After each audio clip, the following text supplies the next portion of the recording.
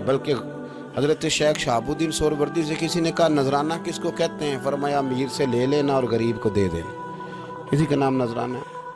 حضرت مولا علی شیر خدا کے اس غلام نے جب مہنگا جوڑا اپنے پاس دیکھا اور سستا حضرت علی کی طرف دیکھا تو اس نے ایک جملہ کہا، پھر حضرت علی نے جواب دیا، یہ ہے شیر خدا کی تعویل۔